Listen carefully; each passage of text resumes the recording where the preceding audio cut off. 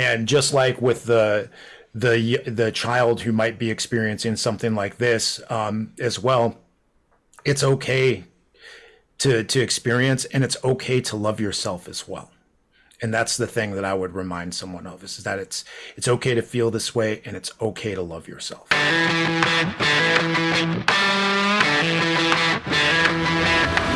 You're listening to the Building Men Podcast with Dennis and Anthony Miralda, brothers on a mission to help you become the strongest version of yourself, mentally, spiritually, emotionally, and physically. Welcome back to the studio, brother. Feels good to be back in here. Listen, I was doing this yesterday solo. We'll get into that, I'm sure, at some point today. Yeah. But what I recognize, I don't like the way that I start off the episodes. I need something new. Just hello and welcome to the Building Men Podcast. I feel like I need something a little more catchy. I need to put my stamp on it a little bit more. It's just it's not working for me right now. I don't like it. So I don't know if you know. Yeah, well, that's what I mean. I'm wondering if you have any suggestions, or even just to think about it today. And we need to land on something because you realize you started recording and then asked me to come up with a new intro. Right, after we already started recording. Well, that's part of the nuance to what we're doing is the spontaneity of our conversations. And I said, I don't want to know about your day yesterday because I want to ask you about it live at some point. Sure. So this way people get an authentic reaction. The reason why I brought up the intro is our guest today, as we're following along with what he's doing on Instagram, it cracked me up because he starts recording and he goes, "You are now live. You," meaning me, "are now live. We are live." And I was like, I love this. It's different. It's great. It's just the Building Men intro. It just needs something different. We got to make it a little more unique and add a little flavor to it. With that being said, I'm gonna turn it over and introduce our guest. His name is Jeffrey Ochs. He is a Enlifted certified coach, level 3 certified coach, and he's a steel mace flow educator and coach, a father, a husband. We were bullshitting with him for a couple minutes before we started recording. Seems like a good dude, and I'm looking forward to getting to know him over the next hour or so. Jeffrey, welcome to the Building Men Podcast. Dude, thank you guys. It's awesome to be here. Something that might be a great way to start off your show is, I don't know if there's a sound that bricks make when they combine.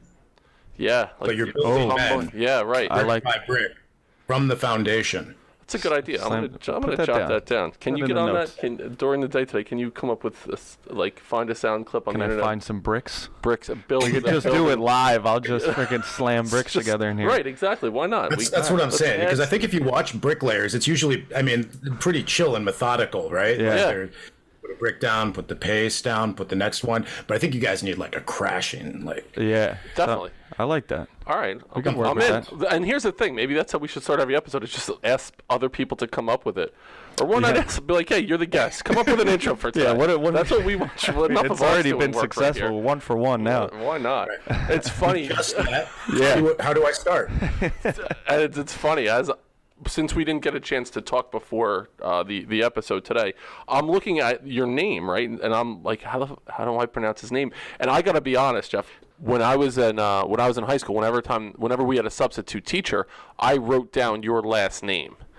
Whenever there was a substitute teacher, except my first name was Mike, so the substitute teacher would read out Mike Ochs.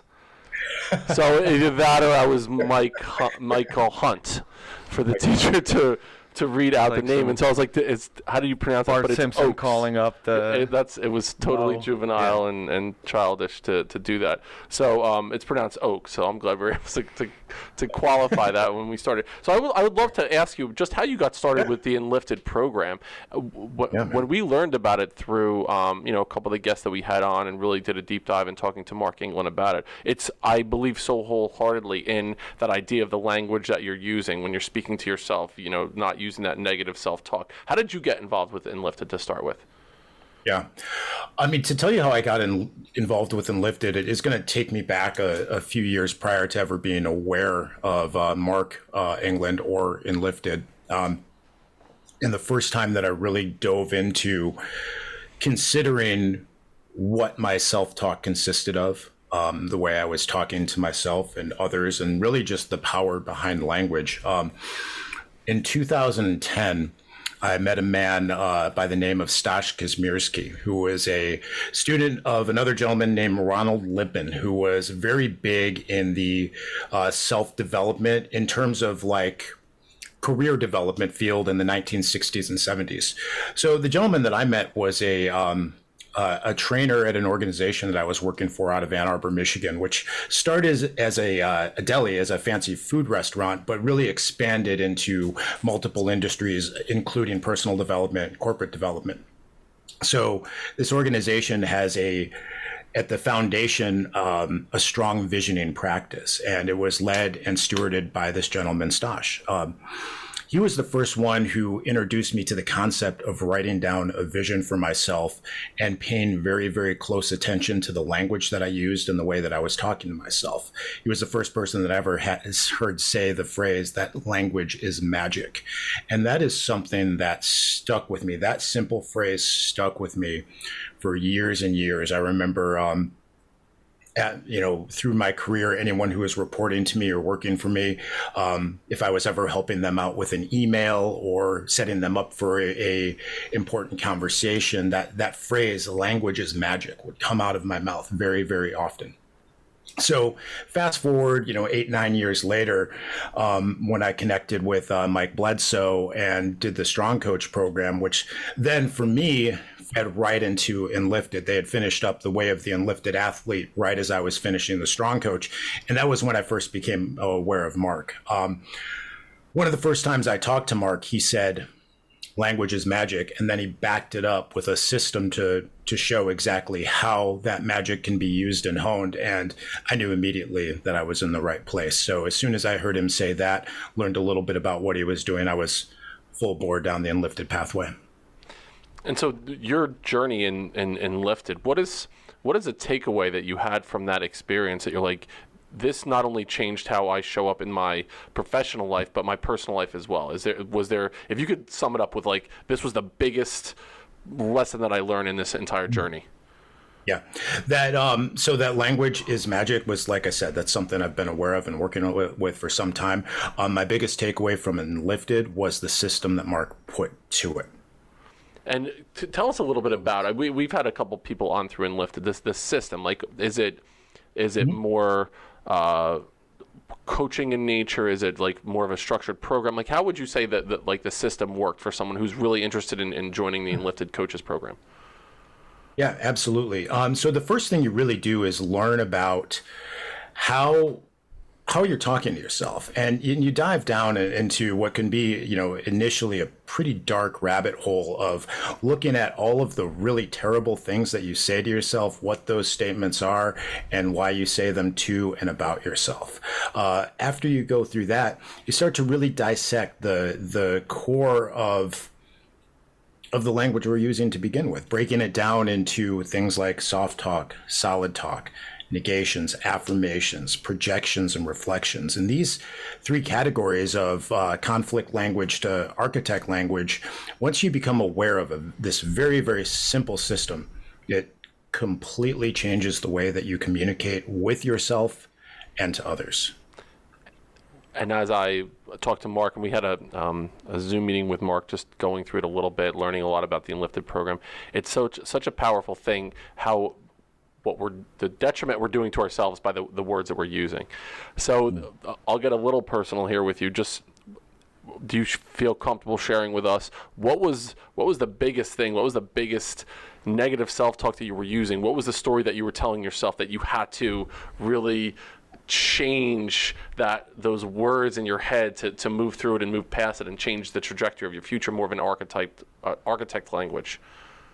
Yeah, for sure, man. There were a couple. The one that comes to mind on a personal level was a long-term story that I had about myself that I always dwell on things. And this goes back to something that my father said to me when I was maybe, 5 or 6 years old, when I had, something, I didn't get something I wanted and ruminated on and on about it. And then at one point, my father, I remember him saying to me very clearly, "You always dwell on things." And so through most of my life, this is a story that I carried with me. And that's something I was aware about myself, is that I always dwell on things. When something bad happens, I'm going to think through it, overthink it, think it into the ground. And when I learned some really basic translations, I learned how to rewrite that statement step by step, incrementally, until I came up with a completely different statement, which is, I create freedom. Now, there are many, many steps to get from I always dwell on things to I create freedom, but there is absolutely a system to back that up. And now, anytime I catch myself in this potential state of like dwelling on things or ruminating, brooding, things like that, which used to come supernatural to me. I mean, one of my oldest and favorite games was to brood and ruminate. But now, whenever I catch myself in that space, if I remind myself that I let things go and I create freedom, it changes it changes the landscape of my mood entirely. Part of it is then you coming up with that language that you're using, the I create freedom. Is that individual to every single person? So going through the program, I'm going to create that narrative that I will then use to get rid of a lot of the shit that takes up mind space for me. Yeah, absolutely. It's unique to everybody for sure. The same tricks can work in multiple different ways. So the way that I get from I always dwell on things to I create freedom is a fun game we play called the one word game, where you look at a statement and then you just simply change one word in it. So I always dwell on things became I sometimes dwell on things, because when you look at the accuracy of the statement is, do I always dwell on things? Well, no, I'm not always dwelling on things. Sometimes I'm very present and enjoying a moment, thus not dwelling on something. So we take it from the hard line, I always dwell on things, to a softer, more accurate statement of I sometimes dwell on things. So then the next thing becomes, well, if I sometimes dwell on things, well, I sometimes let things go. If I sometimes let things go, then what I am doing is creating space. If I'm creating space, then ultimately what I'm doing for myself is creating freedom.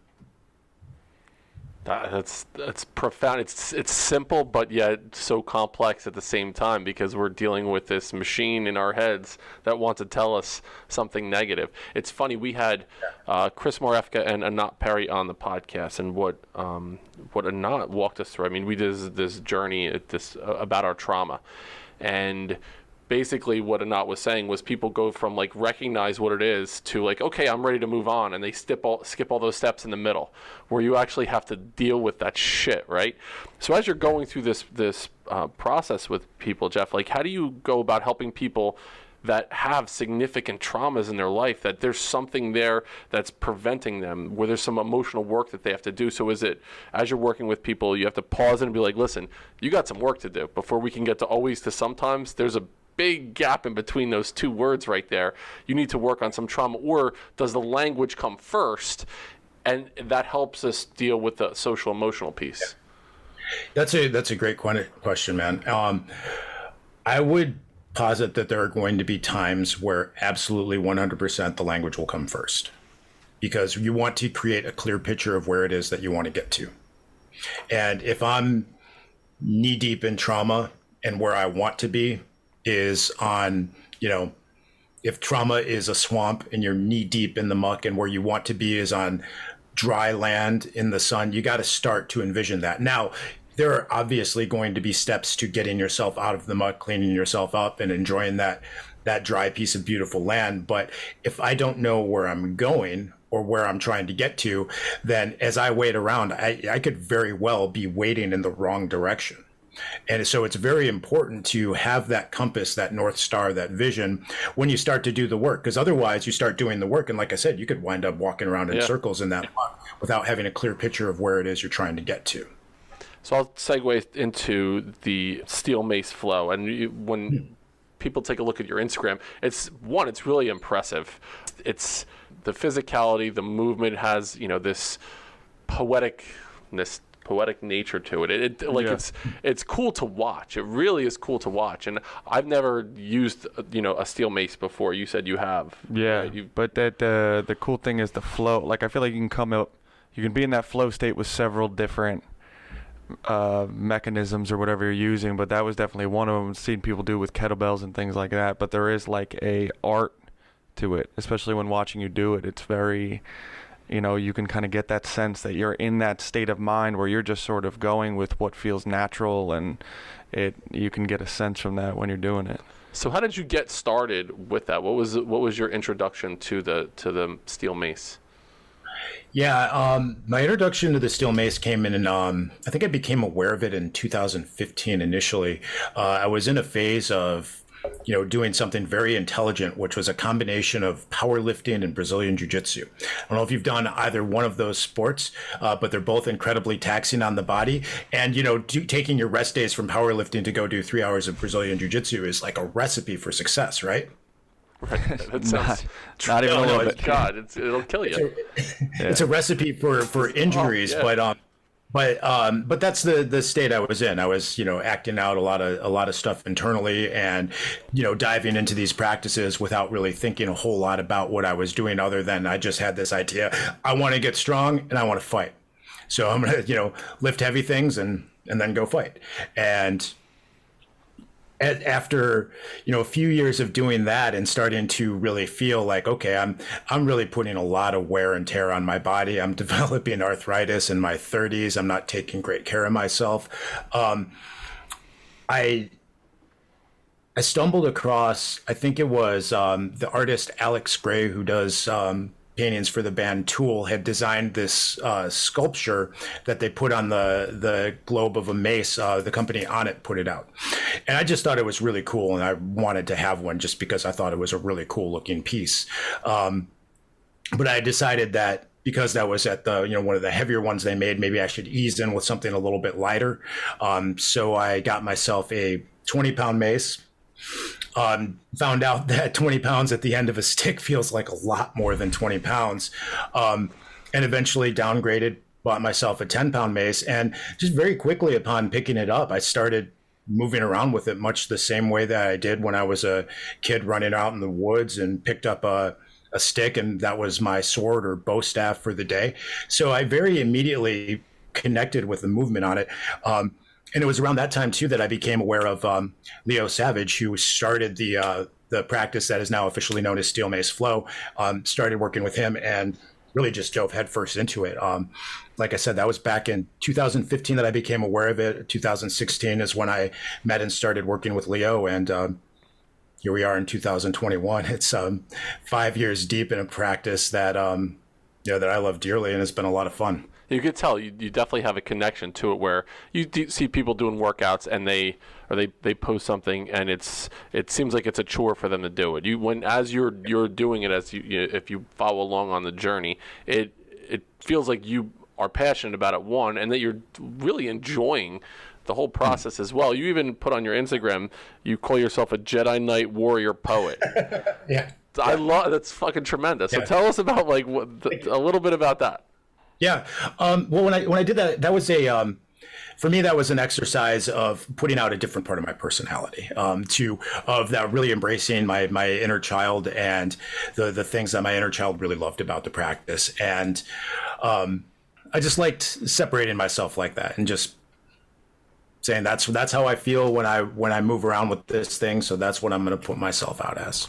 So when you're getting into the flow state, are you ever like, you know what, I am fucking fighting against Darth Maul right now? There's fucking like what's your mindset as you're in that flow state? Yeah. Oh, 100%, man. So, I see flow state in a few different facets, and there's absolutely the times where I'm swinging my mace around and I'm just having a blast. You would never know it, but I'm actually in the process of slaying, armies of invisible ninjas and zombies and, whatever, my imagination can throw at me. So yeah, there are absolutely times where my inner child is just having a field day. Having a lot of fun. There's also times where, yes, it's fun, but it also feels like work. Yeah. But the work is a lot of fun because the work makes us feel better. And when I say the work, negation acknowledged, I don't necessarily mean like working out. I mean like working in, looking at myself, one of the cool things about Steel Mace Flow is that, it is far more than just a movement practice. Now, we can leave it at that. We can get into Steel Mace Flow and leave it as a movement practice, or we can take it a step deeper and start looking at what kind of narrative am I finding myself in as I'm doing this movement pattern? Are there things that this movement could represent that when I combine it with another movement that I could start to work through something, or I could start to work into something? So that's something that I have really come to connect and really enjoy about the practice, is that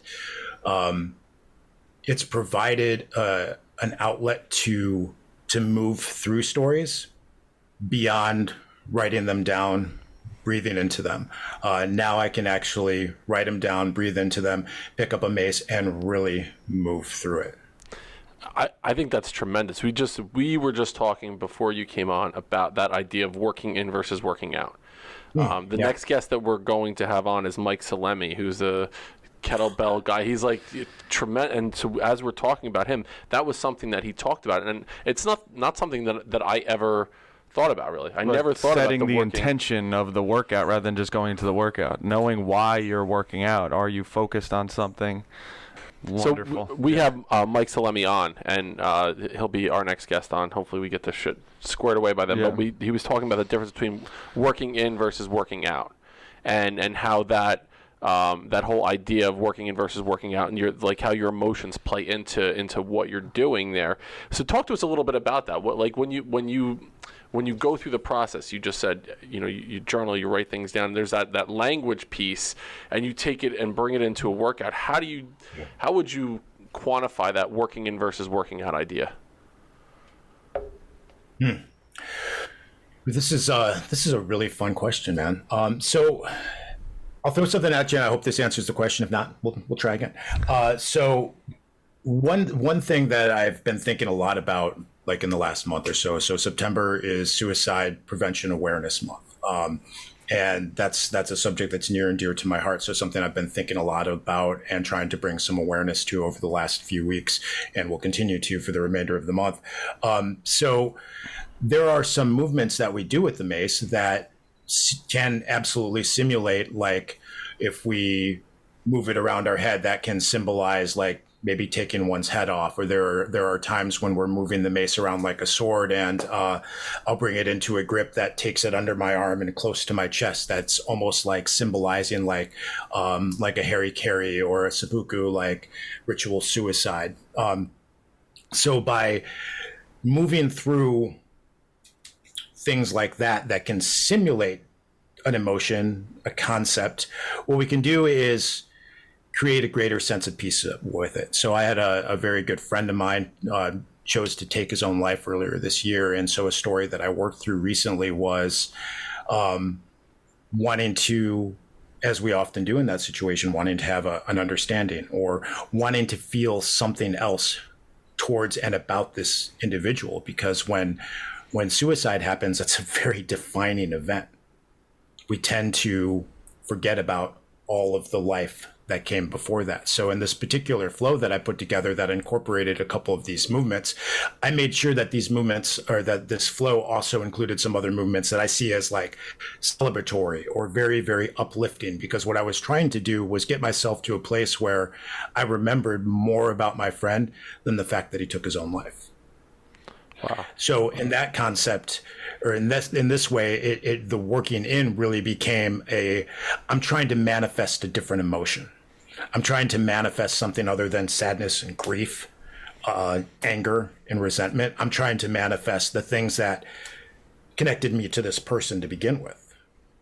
I wanted to remember the 28 years of life that he had prior to that decision.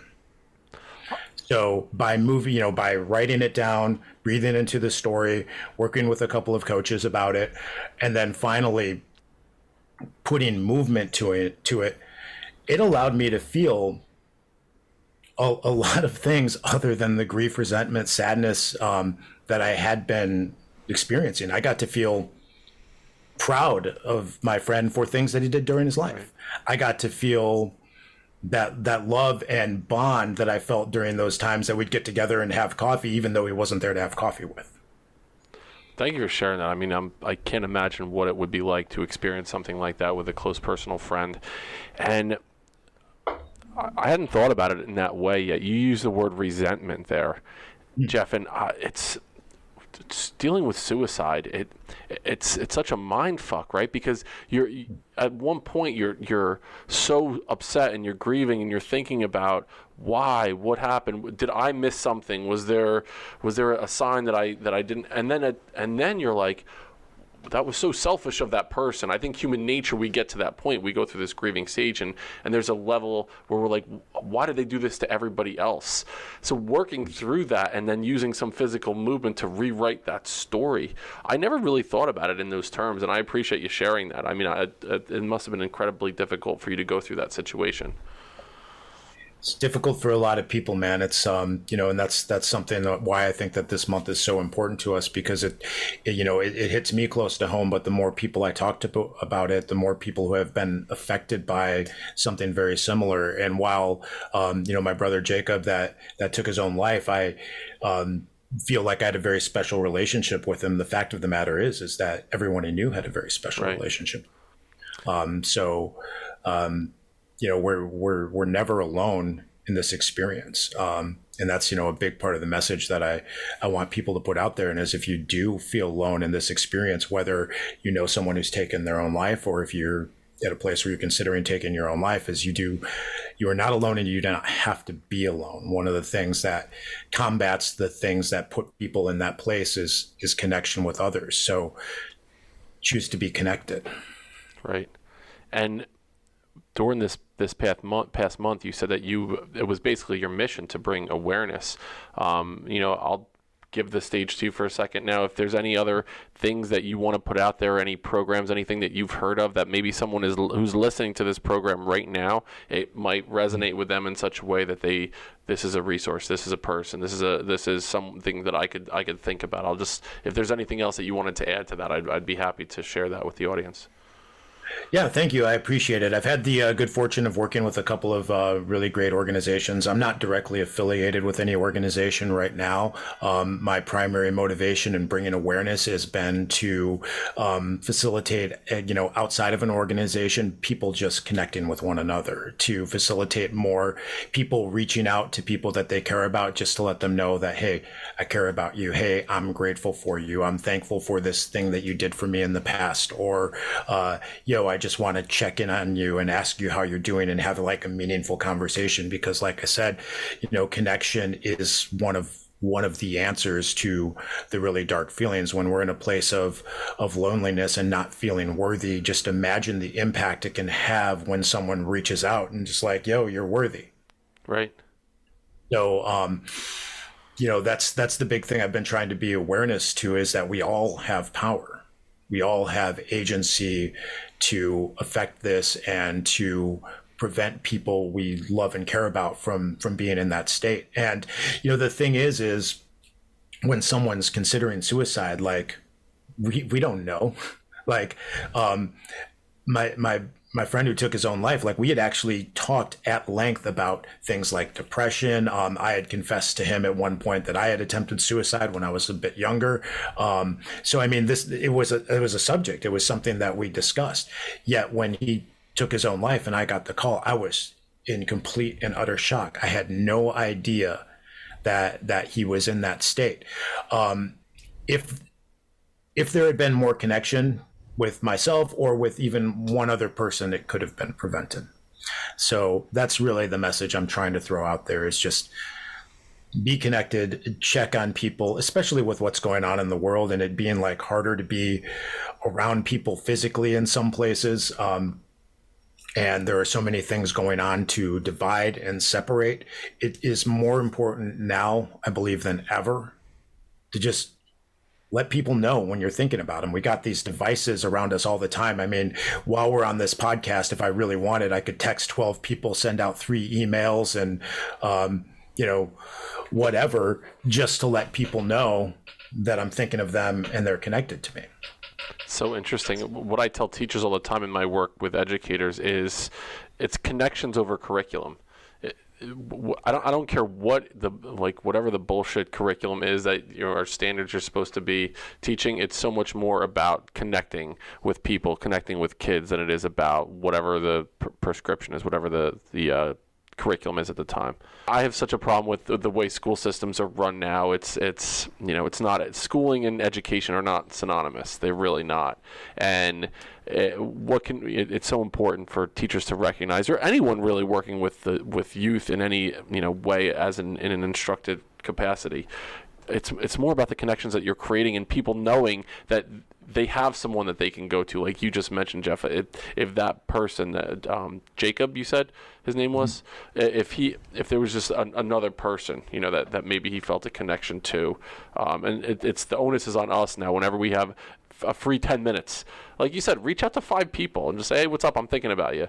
Sometimes that's all it needs. It's not waiting until they're in a bad state. It's doing it when you're thinking it, just randomly texting someone or calling someone up and be like, hey, I was thinking about you. I hope you're doing great. I'd love to hear from you again, because I know, like you were saying, in this state that our country's in, I just know I felt so much anxiety and depression. Like, I internalized it the entire time. And I wasn't going to open up to anyone. I wasn't going to say anything. I slapped on a smile to try and I don't want to bring other people down. But all I wanted to hear the whole time was like, you're loved. How you doing? Like, how's it? Just randomly, these acts of kindness. And like, that would have got me out of that state. And I probably would have broke down at that point. But it just didn't happen. So it kept festering and sitting with me the whole time until I just broke. So doing it not when they're suffering, but just when you're thinking it in your head. And you went through, you had a really downtime this past winter. You had... Yeah, absolutely. And that was one of the things that I realized and recognized, is like, I was at that point where, like, I'm thinking thoughts that I never thought would come into my head, and I didn't know how. It's scary. You don't know how to express to someone that I've had suicidal thoughts, because they hear that and you feel like you're going to be put into this category, like, you're different, or you're... I don't know, but it was scary for me to even open up about that. But all I wanted was people to just reach out to me without me having to reach out to them. And that's asking for a lot, but it's so scary to actually speak about it when you're going through these things. Yeah, absolutely, man. And what you just said, I mean, that hits close to home. And I've heard a lot of men say very similar things, like especially over the last 8 months or so as we came out of last winter. And that's like, those kind of things are concerning to me as we move into the next winter, because things are really that much different. Or they, sure, things have ebbed and flowed in directions, but the reality is we're cruising into, another winter of, depending on where you live in the country. Where I live in Michigan, I'm gonna stop seeing the sun for about 4 months. And to know that the big part of what you just said is you weren't sure how to say it, and what happens when I do say this, like, as a man, what happens to me when I admit that I've considered taking my own life, or that I've even tried to take my own life. What often happens is we assume or create a story that this is going to put us into a category of weakness. This is going to put us into a place where I could not cope. I could not do these things. So now I am weak. I am not in my strong masculine by admitting that. So I think that a lot of men are really hesitant to even try to articulate that need for connection when it really comes about. And one thing that people like us can do is like I said, like you said, is make those 5 reach outs, because they go so far. And you're right, do it when things are good, because ultimately that's preparation, man. And that's that to me is a masculine characteristic. There's that preparation, that those efforts that go into preserving order. If I reach out to people with intention of preserving order by making sure that they know that we're connected, that I care, and that I'm grateful, I'm putting that out into the universe. I'm also putting something out that's likely going to come back to me. Like, if I send 5 people messages about something that I did that or something they did that I'm grateful for, I can pretty much guarantee I'm going to get at least one or two back saying something similar. Right. And then like a week later, I bet I'll get one from someone else who like just thought of something too. So like this kind of preparation is super important as we're like cruising rapidly towards another potential for the kind of thing that you were just talking about, man. What a brilliant thing to be able to do. And if you're listening to this podcast right now, reach out to one or two people and just tell them that you're thinking about them. Yeah. Whatever it is, for no other reason than to just make a connection and make someone, smile. Just anything at all.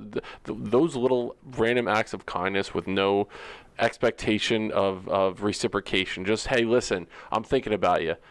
You're a good fucking dude. I miss you. Whatever it is, just something like that. Leave aside your ego. Yep. Leave aside whatever reasons you didn't reach out to them or that you're going to be judged for saying this. And I think what we try and do from our podcast is we preach about vulnerability. And as men, a lot of times there's a stigma that I think to us the scariest thing is being weak as a man. Absolutely.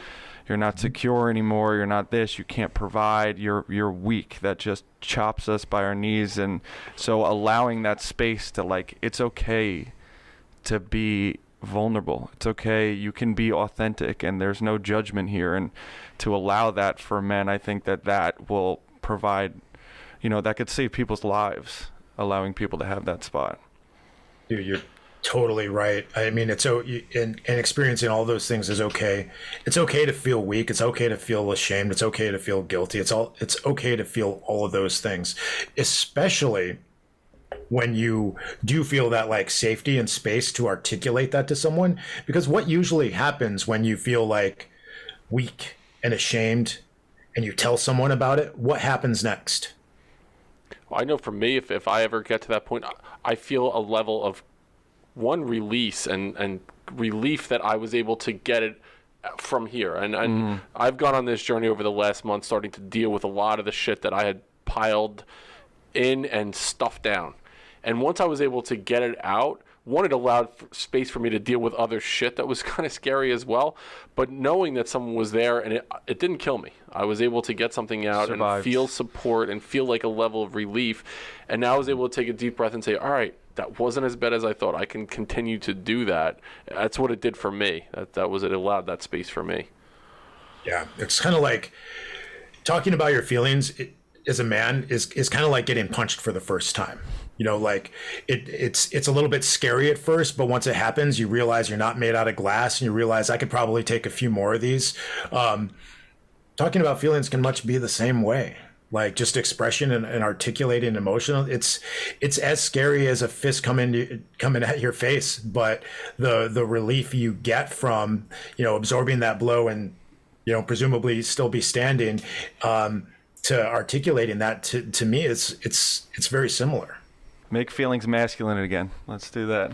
Yeah, let's do a post about that. And it's so funny, Jeff, too, because what we're trying to do as well is understand masculinity. Through Building Men, what we're doing is we're going on this journey and trying to figure out what masculinity actually means and almost redefine it. It went from, like you've heard so much recently about toxic masculinity. And at the same time, you see the way that people portray life on social media. And all these people are dancing around a fire and wearing leather chaps, and they're so enlightened, but they're still dealing with the same shit.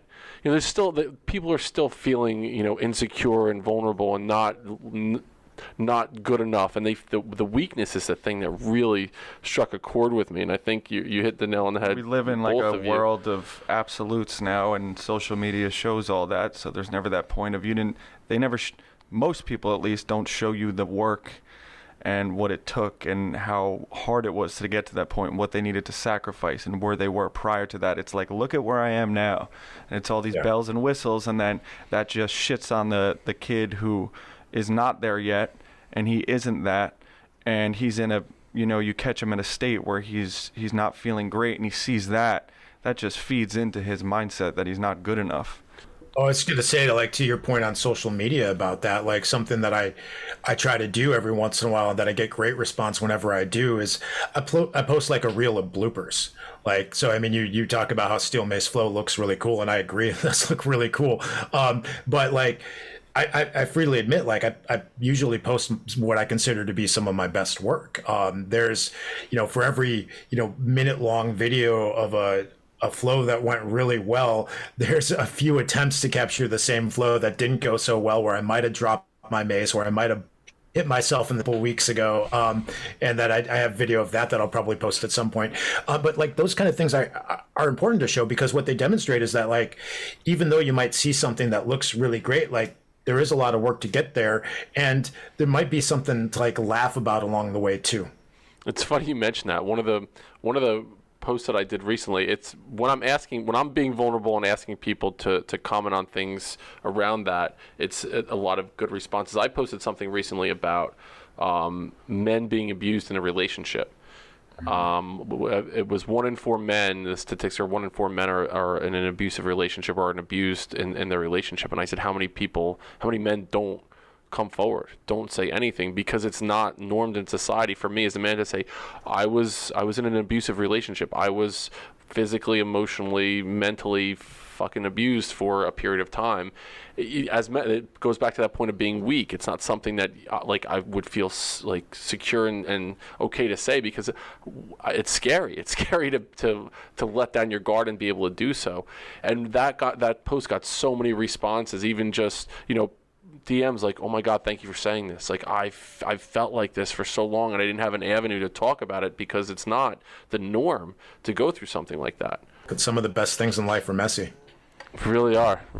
So it's interesting when we, were prepping for this interview. I didn't think we were going to go down the suicidal mental health route with you, but I'm glad we did, because it's shit that we haven't talked about suicide at all on the podcast, and everyone, has been impacted in some way, shape, or form. Someone that they either know, or even it could be someone in a celebrity type status that has made that ultimate decision, that has had some kind of profound effect. So just being able to normalize having that conversation, I think the problem named can be the problem solved. Like once you see that there is an issue there, that we need to at least open up the lines of communication around it and not be afraid to talk about that shit.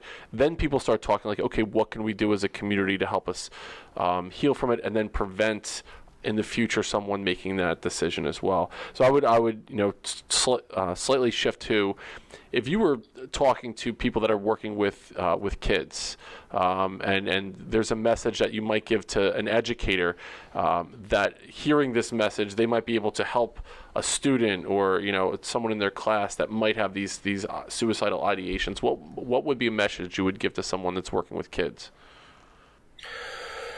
Yeah, man, what a great question to consider, what to talk to about kids when it comes to suicide, because I think that if you ask most people at some point in their life, they've had the thought, what would it be like if I wasn't here?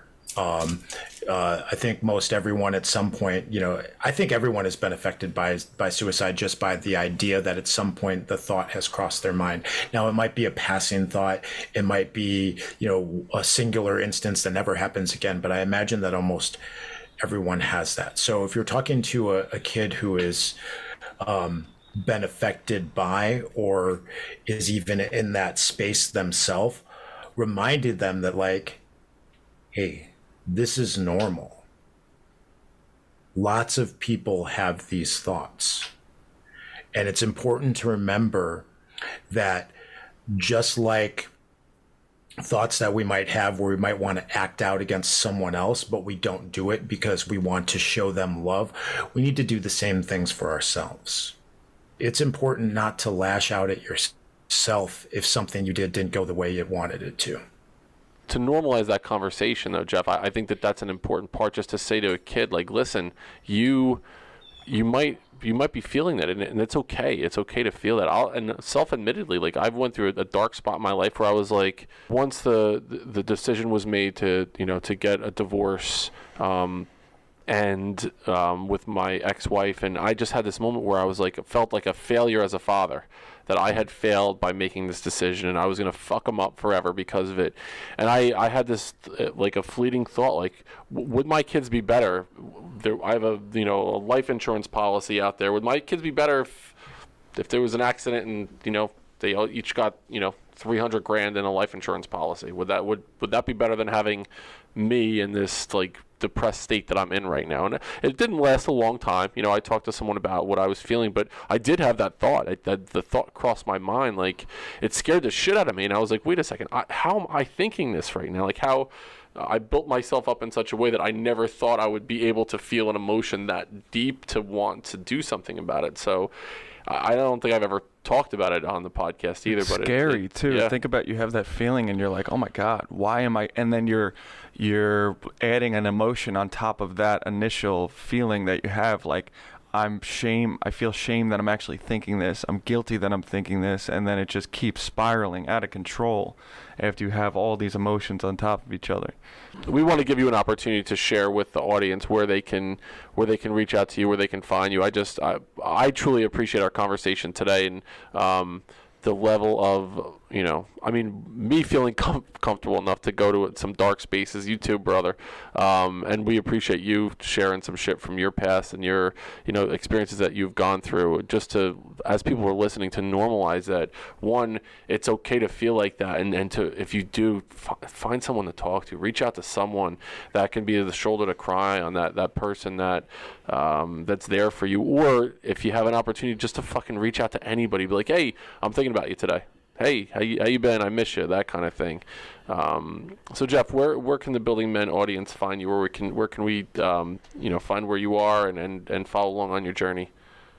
Yeah. Well, if you don't mind, one thing that I want to just get out real quick, I tried to, but I think we might have froze, was that, when we're looking at feeling suicidal or being in that space, something that's important to do if we have the wherewithal to do it once we've established connection with somebody else or reached out, is to try to figure out where that's coming from and what emotion is it centered around, if there is one. For you mentioned that, you had this thought of like, what if I wasn't here, if there was an accident or something, because then my kids might, prosper more effectively.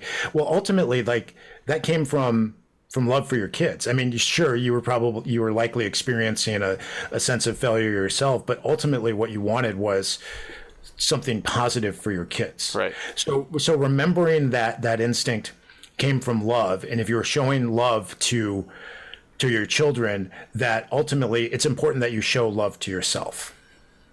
And just like with the child who might be experiencing something like this, as well, it's okay to experience, and it's okay to love yourself as well. And that's the thing that I would remind someone of, is that it's okay to feel this way, and it's okay to love yourself. That being said, one of the easiest ways to reach me is going to be on the Instagram, where you can find me at jeffrey.ochs. That is OCHS. And also online at www.a2steelfit.com. Truly appreciate it, man. And that was profound what you just mentioned right there. That's the thing, try to get down deep, and your work with the Enlifted program really, in my opinion, helped get to that point. We went on a big journey, like with the language that you're using as you're speaking to yourself, all the way to, if you're dealing with something really, really significant, let's think about what the emotion is behind it, and let's change the language that we're using. It could be so beneficial, especially if people are suffering from mental health issues as well. So truly appreciate that. Anthony, any final thoughts? No, I think you said it best. That was a powerful conversation. I'm happy we went down that route and during this month. So I appreciate that, and thank you for everything. That was awesome.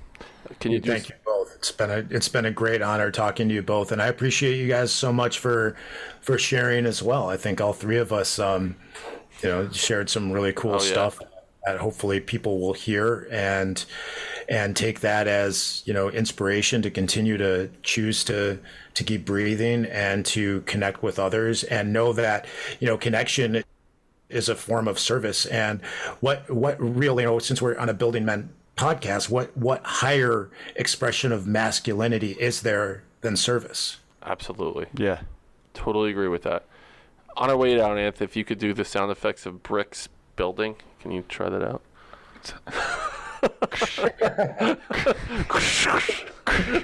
You love when I throw that shit out to you. So to find Building Men is building.men on Instagram, buildingmencoach@gmail.com.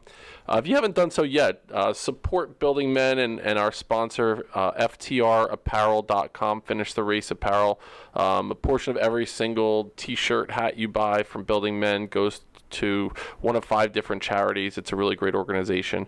If you haven't done so also, please rate and review the Building Men podcast. A lot more listeners can find us if there's more ratings on the podcast. So we would appreciate if you consider rating and reviewing Jeffrey Ochs. It was a pleasure, my man. I cannot wait to be out in Detroit, even in the winter time, to meet you in person. I truly got a lot out of this conversation today. Looking forward to getting to know you on a deeper level. Go a step further than you thought you can go today. We'll see you next time on Building Men.